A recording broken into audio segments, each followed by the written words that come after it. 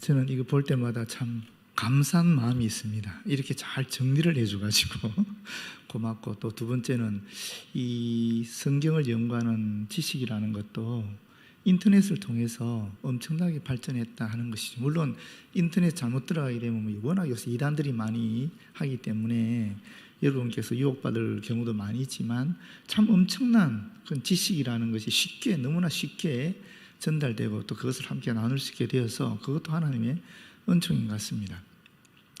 오늘 골로새서 핵심 줄거리에 대해서 먼저 첫 번째, 저자는 아시다시피 바울이고요. 배경은 로마 감옥에 쓴 것이니까 기록 연대가 60년에서 63년경이고 기록 장소는 로마 감옥입니다.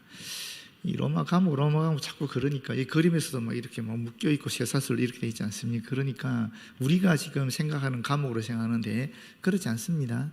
이 1차 로마 감옥에 투옥된 때는 가택연금 상태였어요. 그러니까 가택연금 아시죠? 집안에서는 자유롭게 움직일 수 있는 것입니다. 손님도 맞이할 수 있고 나갈 수 없는 거죠.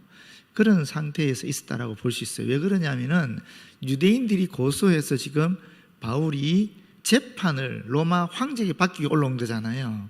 재판 받기 전이란 말이에요.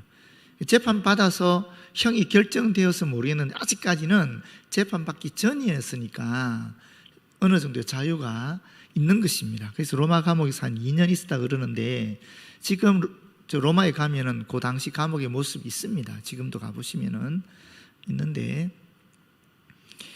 근데 그 2년 동안에 이제 우리가 알고 있는 이런 서신들을 쓴 거죠. 에베소, 빌립보, 골로새, 빌레몬서를 쓴 겁니다. 2년 후에는 어떻게 했을까요?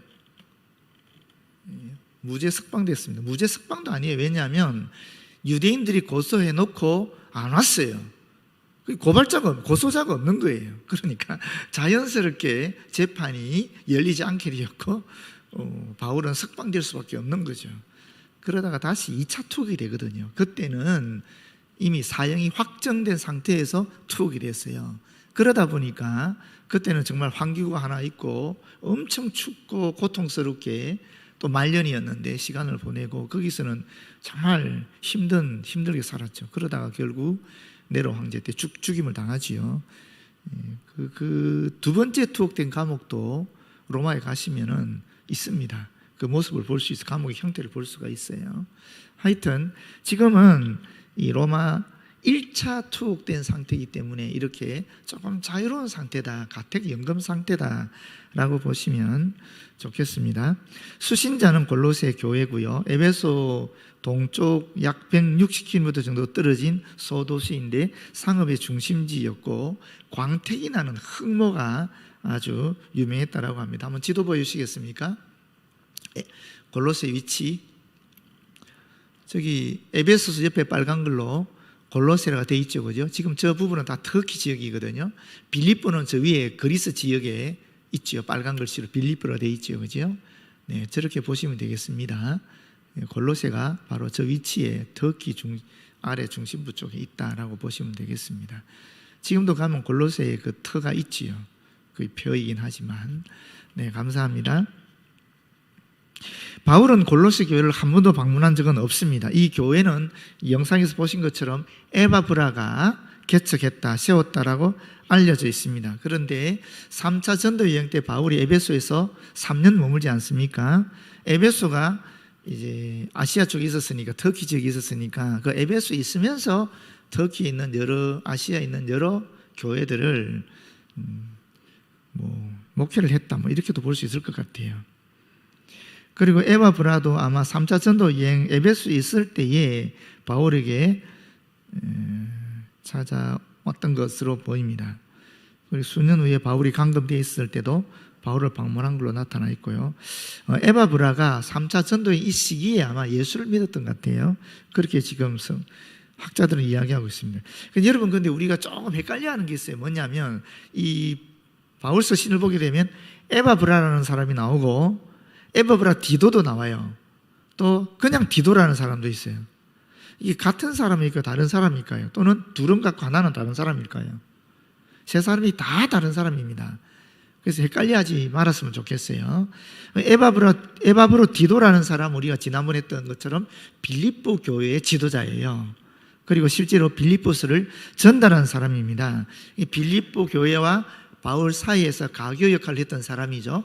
빌립보 교인들이 헌금을 가지고 바울에게 전달했고, 바울은 빌립보서를 써서 빌립보 교회를 보내고, 또 바울이 로마에 있을 때에 빌립보 교회가 파송을 해서 에바브로 이 디도가 바울을 도왔던 그런 분이라고 볼 수 있겠습니다.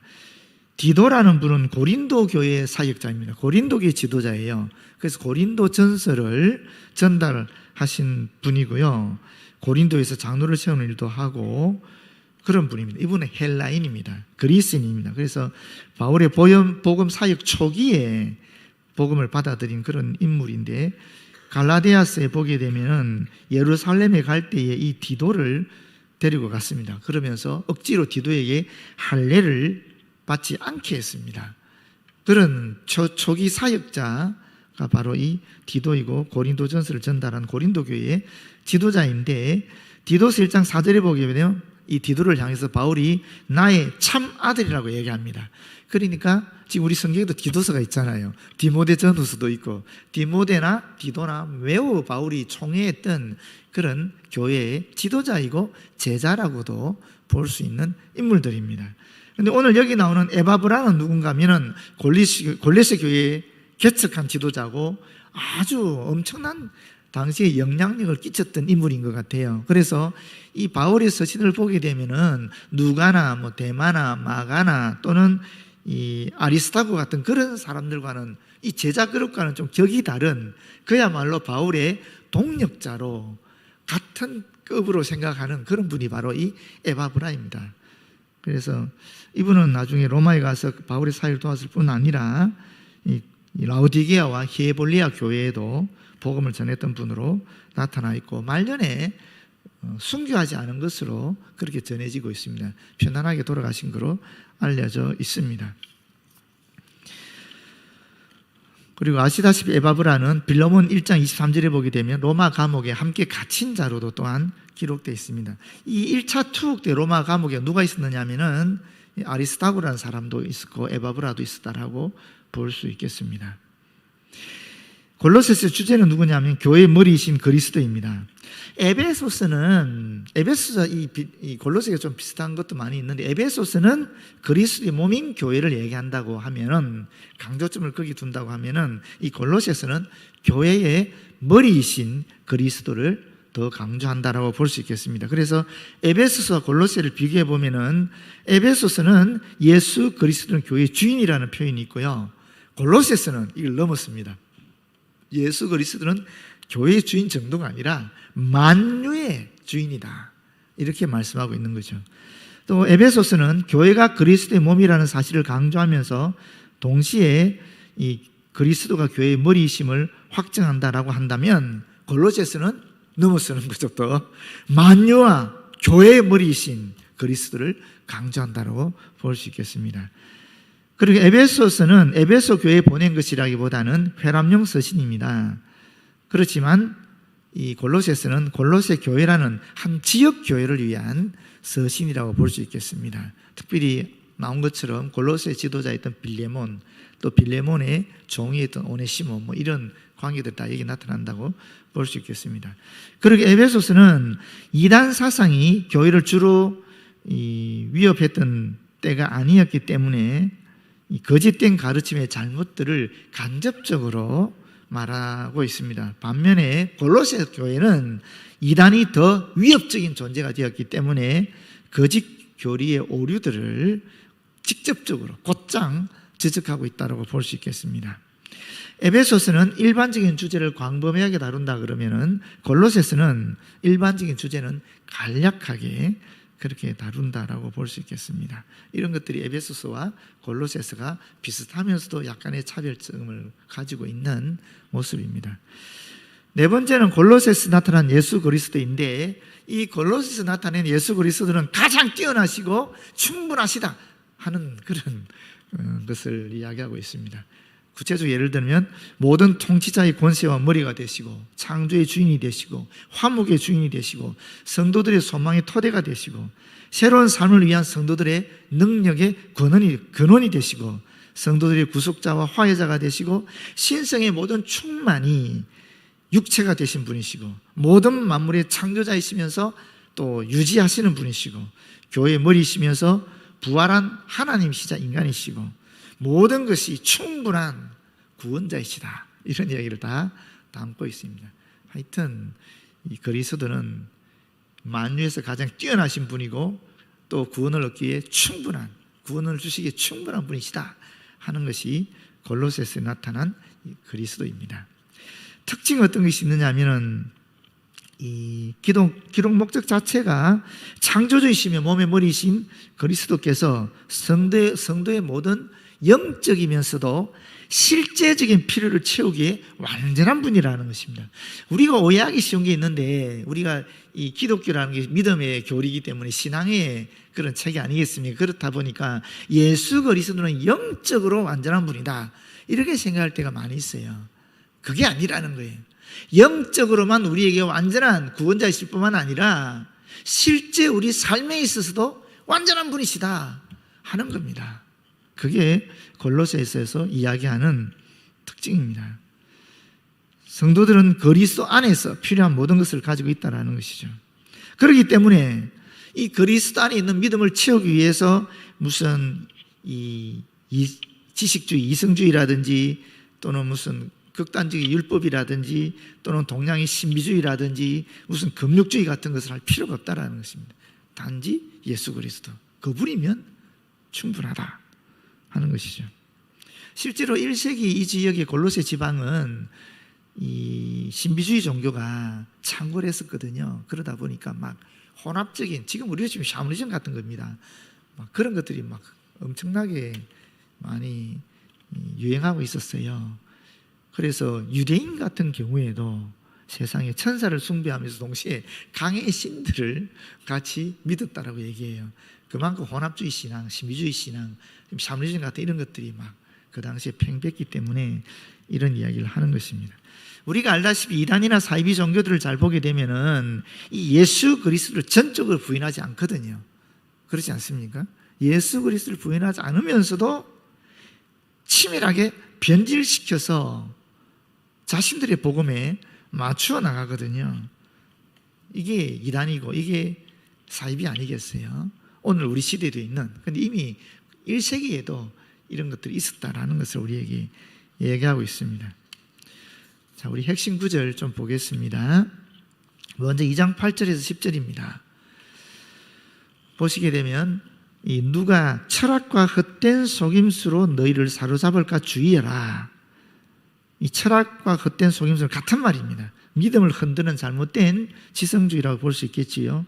자신들에게 다른 사람들이 갖고 있지 않은, 교회가 갖고 있지 아니하는, 전통적인 교회가 갖고 있지 못한 더 깊은 영적인 지식이 있다 이렇게 주장하는 거죠. 오늘이나 2000년 전이나 똑같이 이렇게 주장하는 사람들이 있었다라는 것입니다. 이것은 사람의 전통과 세상의 초등학문을 따르며 그리스도를 따름이 아니다. 분명하게 얘기하고 있지 않습니까? 사람의 전통이라는 것입니다. 사람의 전통과 반대되는 말이 뭐겠어요? 하나님의 전통이겠죠? 그리스도의 전통이겠죠? 그리스도께 직접 받은 전통인데 그거 뭐겠어요? 사도들의 전통이라고 볼 수 있는 겁니다. 그래서 우리가 흔히 말하는, 구체적으로 이야기하면 요약된 사도신경이라고 볼 수 있을 것이고 좀 더 확장시키면 정통교리라고 볼 수 있을 것입니다. 여기서 입이 되는 것은 사실은 그리스도에게 직접 받은 것이 아닌 사람들의 전통이다 하는 것입니다. 그리고 세상의 초등학문이라는 것은 학문이나 훈련의 기본 요소죠. 1차적이고 초보적인 그런 기초적인 원리를 다른 것에 지나지 않는다. 여러분 실제로 그 이단서들을 보시게 되면 굉장히 유치합니다. 한번 보시게 되면은 어떻게 이런 것을 받아들이지 이해하지 못할 만큼 유치합니다. 그래서 언제가 제가 말씀드린 기억이 납니다만은 우리 교회 성도 중에 가게를 운영한 분이 계시는데 그때 신천지가 들어와서 성경부를 같이 하자 그래서 시작한 거예요. 그랬더니만 이상하더라는 거예요. 그래서 이분이 하신 말씀이 있다 그러지 않습니까? 내가 이래도 주일학교 출신인데 이랬다는 거예요. 주일학교 출신 정도의 성경적 지식만 있다면, 그 정도의 신앙의 원리를 갖고 있다면 얼마든지 사실은 이단을 이길 수 있는 것입니다. 그런데 우리가 그런 기본적인 기초적인 신앙의 원리나 지식 체계가 주일학교에서 가르치는 그것조차도 없기 때문에 그렇게 혹해진다라는 것이죠. 뭔가 다른 게 있는가 싶어서 빠져드는데, 신앙은 그렇지 않습니다. 신앙은 예수 그리스도에는 없는 거죠. 보십시오. 그리스도를 따르면 아니다 같지 않습니까? 그런데 9절에 그 안에는, 그리스도 안에는 신성의 모든 충만이 육체에 거하시고, 예수 그리스도가 혈육으로 다윗의 후손으로 완전한 인간이시지만 영적으로는 하나님의 아들로서 하나님의 신성이 충만한 하나님이시다 하는 이야기를 하고 있는 것입니다. 그런데 이단들은 꼭 그렇게 얘기하지 않습니까? 뭔가 하나는 부족하다. 예수님이 완전한 신이 아니다. 또는 예수님 완전한 인간이 아니다. 뭔가 하나가 부족하다라고 하면서 그 하나 부족한 것을 내가 채웠다. 이렇게 얘기하거든요. 그렇지 않습니까? 다 그렇게 얘기합니다. 어느 이단인지 간에 반드시 그렇게 얘기하게 돼 있어요. 예수님이 구원을 완성한 게 아니라는 거예요. 뭔가 빠진 게 있다라는 거예요. 그 빠진 것을 자기가 하나님으로부터 직접 받아서, 또는 자신이 하나님이 되어서, 그리스도가 되어서 이걸 완성시키러 왔다. 다 그런 것이거든요. 간단한 원리지요, 사실은. 너희도 그 안에서 충만해졌으니, 우리 성도들도 그리스도의 충만 때문에 충만해졌다라는 것입니다. 그는 모든 통치자의 권세와 머리시라. 구원의 모든 도리가 그리스도 안에 있으니까 헷갈리지 마라 하는 얘기죠. 예수 그리스도는 가장 뛰어나시고 가장 완전하게 충분하게 구원을 완성하셨다, 이루신 분이기 때문에 그분이 우리의 구원의 주님이시고 우리 삶의 충분한 근거가 되신다 하는 이야기를 하고 있는 것입니다. 자, 그 다음에 3장 1절에서 4절 말씀을 보겠습니다. 이것은 그리스도인의 삶의 방향을 이야기하고 있습니다. 우리가 주목해야 될 것은 뭔가? 그리스도지요. 다 한눈 팔지 말라는 거예요. 그리스도의 방향, 위의 것을 찾아라 같은 얘기인데, 보십시오. 그러므로 너희가 그리스도와 함께 다시 살리심을 받았으면, 그러므로 너희가 그리스도와 함께 다시 살리심을 받았다는 그 사실을 인식한다면 하는 뜻입니다.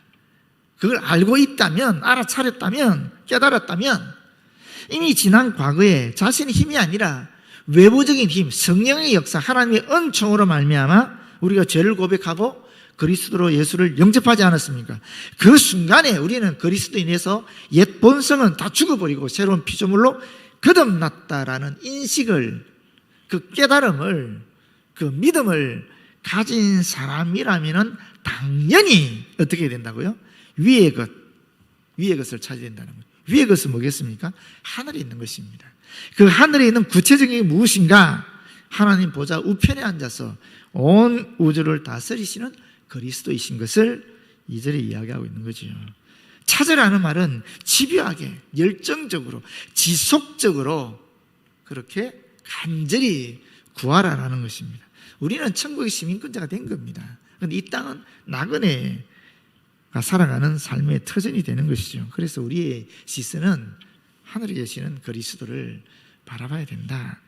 그러할 때 우리는 이 땅에서의 나그네로서의 그런 고통이나 시련을 능히 이겨나갈 수 있고, 그리스도의 성품을 쫓아가려고 애를 쓰다 보면 오히려 그 고난이나 고통이 우리에게는 기쁨으로, 은총으로 주어진다라는 것입니다. 그 위에 것이 나오죠. 구체적으로 그 뒤에 거기는 그리스도께서 하나님 우편에 앉아 계시니라 바로 나오네요. 그죠? 예수 그리스도께서 죽으심과 부활을 통해서 사망의 모든 권세를 깨뜨렸고 이제는 하나님과 함께 전 우주를 다스리는 우주의 통치자로 함께 계신다는 거죠. 여기 우편이라는 개념을 좀 이해할 필요가 있습니다. 하나님 우편이라고 그랬는데 이거 문자적으로 하나님 우편에 앉았다로 볼 수 있습니다. 근데 여기 의미가 있어요. 그 그 의미가 뭐냐면 히브리 문법에서 히브리 언어에서 우편이라는 것은 능력을 얘기하거든. 능력을 상징하는 거거든요. 하나님은 창조주시고 또 통치자, 섭리자 아닙니까? 마찬가지로 예수 그리스도 또한 하나님의 능력을 갖고 있다는 거예요. 어떤 능력이 있어요? 창조주로서, 지금도 역사를 섭리하는 주관자로서 그 능력을 함께 가지고 있다라는 이야기를 하고 있는 것입니다. 사실 우편한 자도 그럼 여러분 볼 때 우편입니까? 아니면 제가 볼 때 예수님이 계실 때 우편이겠어요? 입장에 따라 다르지 않겠습니까? 정확하게 우리가 하는 우편이 어디냐? 이게 우편이냐? 제 쪽에는 이게 우편이죠. 여러분 보시게 되면 우편이 어디입니까? 여러분도 이쪽입니까? 여러분 이쪽이 우편이 되잖아요. 이런 단순히 이런 우편의 개념이 아니라 그 우편은 하나님의 능력, 그 능력을 예수께서 성전하셔서 함께 가지고 있다는 그런 이야기로 보시는 것도 이 우편에 대한 이해를 더 깊이 하는 하나의 깨달음이 될 것입니다. 2절에 보시게 되면 위의 것을 생각하고 땅의 것을 생각하지 말라. 이 생각하다는 말이 무슨 뜻이냐면은 곱비를 매다라는 뜻입니다. 곱비를 매다. 거기서 나온 단어거든요. 그건 무슨 뜻이겠어요? 곱비를 단단히 매듯이 골똘하게 끊임없이 생각하라라는 것입니다. 단순히 쓱 지나가는 잡생각이 아니라는 거예요. 하나 붙잡고 계속 그것만 생각하라는 거예요. 그분이 바로 예수 그리스도라는 거죠. 늘 예수 그리스도 붙잡고 늘 골똘히 계속 생각하라는 것입니다.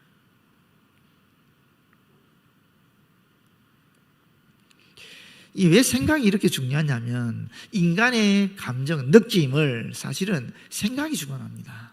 여러분, 이 느낌을 통해서 뭐가 나오느냐면 감정을 통해서 행동이 격발돼요.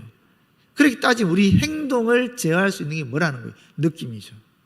이 느낌을 제어할 수 있는 것은 생각이라는 거예요. 그리스도를 생각하게 되면 그리스도의 은총으로 말미암아 그 대속의 은총을 우리가 기억하게 되니까 우리의 느낌이 달라지는 거예요.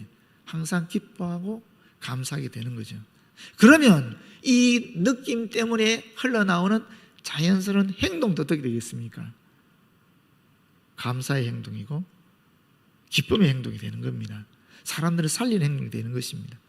그렇지 않습니까? 우리가 생각을, 나쁜 생각, 악한 생각을 가지고 있으면 우리의 마음도, 우리의 감정도 악해지는 겁니다. 그러면서 나오는 행동도 악해진다는 거예요. 이 원리를 지금 여기서 이야기하고 있는 것입니다. 그래서 예수 그리스도를 계속 생각하고 있으면 그리스도에 대한 은총 때문에 우리의 마음속에 감사와 감격과 기쁨이 늘 넘치게 돼 있고 그것이 자연스럽게 우리의 행동으로 드러나게 돼 있다. 그러니까 위의 것을, 예수 그리스도를 끊임없이 계속적으로 생각해라 라고 말씀하고 있는 것입니다. 그러면서 땅의 것을 생각하지 말라 하는 겁니다. 위의 것이 그리스도와 함께 다시 우리가 살리심을 받은 그리스도인들이 추구해야 될 그런 적극적인 그런 측면이라 그런다면은 땅의 것을 생각하지 않는 것은 우리의 소극적인 그런 그리스도인이 취해야 될 측면이라고 볼 수 있겠습니다. 여기 보게 되면 사실 어떻게 생각하면 비움과 체험이라는 것도 볼 수 있겠지요. 그런데 이 비움과 체험의 그 어떤 도구 역할을 하는 게 뭐냐?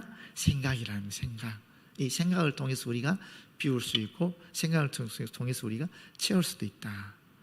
우리 백준하라고 혹시 압니까? 갑자기 이 생각 왜 나는지 모르겠는데 우리 백장로님 아들인데 이분이 충주에 지금 비체라는 카페의 대표예요. 우리 청년들은 잘 알죠, 그죠? 청년들은 거기 리더가 가서 수양회도 하고 이런 걸로 알고 있는데 충주에 있다는데 그게 아주 그런 의미랍니다. 비체라는 것이 비움과 채움 이런 의미래요. 기회가 되면 우리 같이 한번 가보죠. 별로 반응이 여러분, 근데 이 땅의 것은 구체적으로 뭐냐면 지금 우리 본문 저희가 읽지 않았지만 5절 그리고 이 8절 9절에 구체적으로 나옵니다. 이 땅의 것은 이 성품과 행동으로 나오고 있는데 5절을 보게 되면 음란과 부정과 사욕과 악한 정욕과 탐심으로 나오고 있습니다. 특별히 이 모든 것에 가장 근원적인 것은 탐심입니다. 탐심이 뭐냐면은, 탐심이라는 것은 사실은 하나님께서 나에게 주신 것에 만족하지 않고, 그렇지 않습니까? 다른 것을 더 많이 가지고자 끊임없이 추구하는 그런 욕구를 탐심이라고 그러거든요. 근데 탐심이 뭐라고 얘기하느냐면 우상숭배라고 얘기하고 있어요. 왜 그럴까요? 이게 왜 우상숭배가 되겠습니까? 여러분, 우상이 뭡니까? 우상이라는 것은 하나님과 나 사이에 끼어서 결국에는 하나님을 멀어지게 하는 것이 우상입니다. 그게 이성이 될 수도 있고, 그게 돈이 될 수도 있고, 그게 내 자존심 같은 명예가 될 수도 있습니다. 요게 커지면 하나님보다 더 큰 위치를 차지하게 되면 이게 이제 우상이 되어버리는 것이거든요. 그런데 탐심이라는 결국 드러나는 게 뭐겠어요? 우리 이 땅을 살아갈 때 제일 욕심을 가지게 되는 게 뭡니까? 사실 돈이죠. 돈이 있으면 세상이 편하니까. 이 돈이 가장 탐심의 근거가 되는 거죠. 그리고 돈이 있으면 어떻게 됩니까? 배부르고 등 따시면 생각나는 게 뭡니까? 이성 아니겠어요? 그렇지 않습니까? 그렇게 되는 것이고, 더 나아가면은 나이가 좀 들게 되면 또 드러나게 되는 게 명예심입니다. 명예심. 자기 이름에 대한 그런 것들이 드러나게 되거든요. 이런 것들이 다 탐심을 근원으로 해서 나타난다라는 거예요.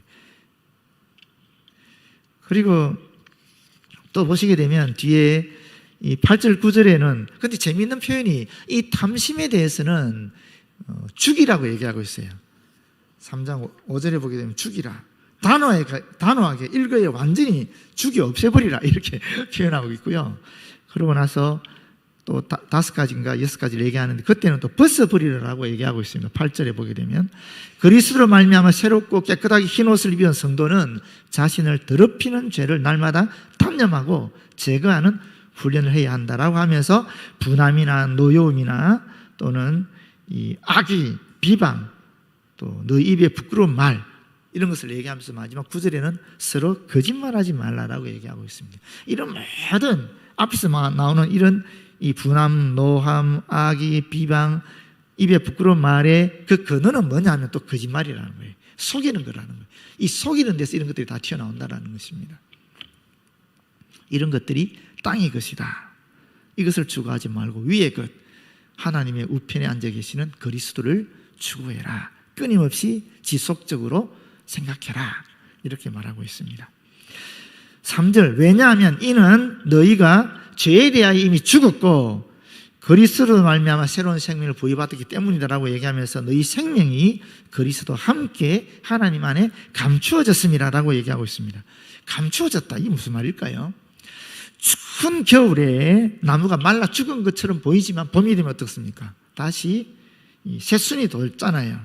그렇지 않습니까? 그런 것처럼 지금 우리 성도들 안에 영생하는 생명이 있는데 이것이 세상 사람들에게는 감추어져 있다는 거예요. 세상 사람들 그걸 볼 수 없다는 거예요. 하나님이 감춰버렸으니까.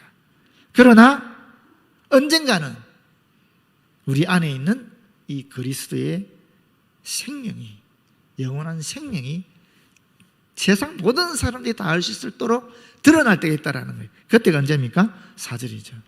우리 생명이신 그리스도께서 나타나실 그때, 그리스도께서 재림하시는 그때를 얘기하는 거죠. 너희도 그와 함께 영광 중에 나타나리라. 명백하게 드러나게 될 것이다. 그리스도께서 재림하실 종말의 날에 성도들은 전에 경험하지 못했던 영광스러운 모습으로 하나님의 아들, 딸의 지위를 완전히 회복하는 영광스러운 모습으로 변모하게 되는데 이것은 모든 사람들이 알아볼 수 있을 정도로 명백한 사건이 될 것이다 하는 이야기입니다. 여기 우리 희망이 있는 것입니다. 시간이 좀 됐지만 한 절을 더 하겠습니다. 서로 연결되는 말씀이기 때문에 22절에서 24절 말씀입니다. 종들아 모든 일에 육신의 상전들에게 순종하되 사람을 기쁘게 하는 자와 같이 눈가리만 하지 말고 오직 주를 두려워하여 성실한 마음으로 하라. 사실 부부관계에도 얘기하고 아까 골로새서 영상에 봤잖아요. 그 뒤에 나오는 게 종의 이야기 나왔었잖아요. 로마 제국은 심지어 로마 도시 같은 경우에 특히나 그 인구의 반이 노예들이었습니다. 사실 로마는 노예로 움직이는 사회라고도 볼 수 있어요. 그러니까 지금 이 종이라는 이 분들을 거론하지 않고는 이 사회 질서가 형성되지 않는 것입니다. 그런데 교회는 종들도 많이 있잖아요. 그들에게 그리스도인으로 어떻게 살아야 될 것인가를 알려주는 것입니다. 그리스도인의 삶의 지침을 가르친다고 볼 수 있습니다.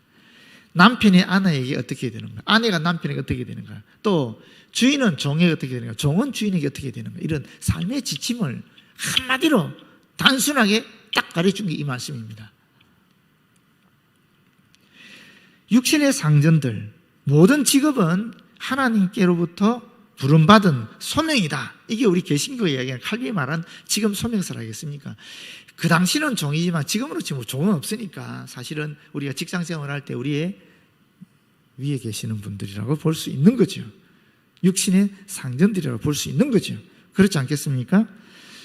그런데 하나님께서는 성도들이 각 직장에서 육신의 상전들을 그들에게 허락하여 주시고 그들에게 권위를 부여하셔서 이 사회와 국가를 위해 구체적인 일들을 하셨다라는 것입니다.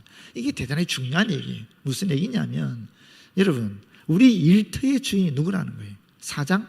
아니라는 거예요. 사장은 육신의 상전이에요. 그렇죠? 그럼 진짜 상전은 누구라는 거예요?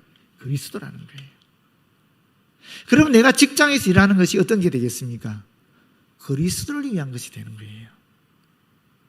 단순히 내가 돈을 버는 게 아니에요. 내 생활을 위한 것이 아닙니다.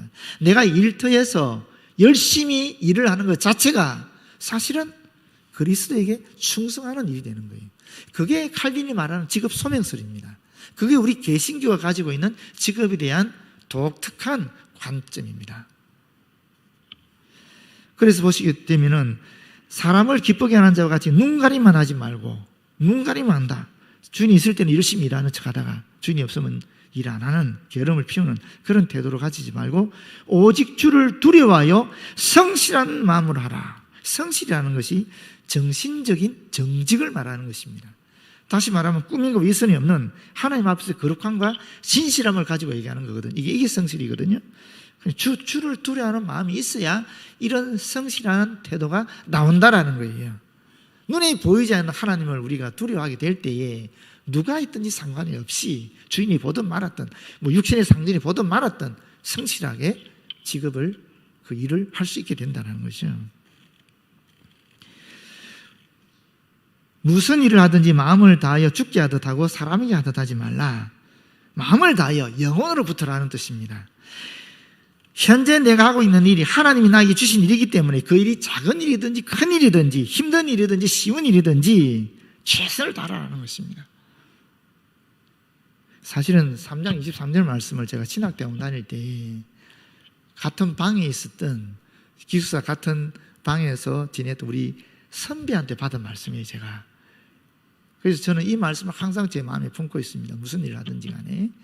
정말 여러분이 저한테서 그런 걸 못 느낄 수도 있지만 그렇지만 저는 이 말씀을 항상 품고 있습니다. 목회할 때든 사람을 대할 때든 항상 남들이 뭐라든 저는 솔직히 말하면 상관없어요. 제가 하는 모든 일들은 주를 위해서 하고 죽게 하듯이 하기 때문에 나는 내 나름대로, 죄송합니다, 저는 제 나름대로 주님께서 받은 비전 그대로 얘기하는 겁니다. 그리고 받고 안 받고는 성도들이 알아서 할 일이고 받는 사람이 할 일이고 저는 제 나름대로 죽게 하듯이 주님께 받은 그대로를 늘 얘기합니다. 이게 신대원 1학년 때 우리 3학년 선배가 우리 방에 한 분 계셨는데 이분이 이 얘기를 하시더라고요. 근데 그게 저한테 탁 들어왔어요. 그래서 저는 무슨 일을 하든지 꼭 이렇게 하려고 애를 쓰거든요. 근데 정말 귀한 말씀인 것 같더라고요. 그렇지 않습니까? 우리가 정말 주님께 하듯이 무슨 일을 하게 되면은 정말 하나님께서 기뻐하시는 그리스도인이 되지 않겠습니까? 24절 말씀 더 좀, 이건 제가 그때는 몰랐어요. 오늘 이번에 설교 준비하면서 알게 됐는데, 이는 기업의 상을 주께 받을 줄 아나니 너희는 주 그리스도를 섬기느니라. 무슨 말입니까? 우리의 삶의 내용에 따라 우리의 삶의 마지막 재판관이 되시는 하나님께서 상을 주시기 때문이다라는 것입니다. 세상에서 일할 때는 일한 것에 대한 정확한 보답을 받지 못할 수도 있습니다. 그렇지 않습니까? 그러나 의롭고 공평하신 하나님께서 마지막 날에 우리의 행적에 대해서 정확한 보수를 해 주신다라는 것입니다. 비록 내가 하는 일에 대해서 세상적인 보수와 육신적인 상전으로부터 받는 인정이 없다 할지라도 마지막 날에 정확하게 보수해 주실 그분을 바라볼 때 우리는 지속적으로 성숙하게 성실한 자세로 우리에게 주어진 일을 최선을 다해 할 수 있다는 것입니다.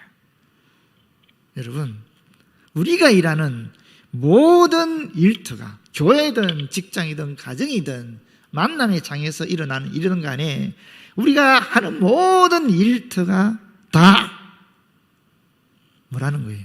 그리스도를 섬기는 일터라는 것입니다.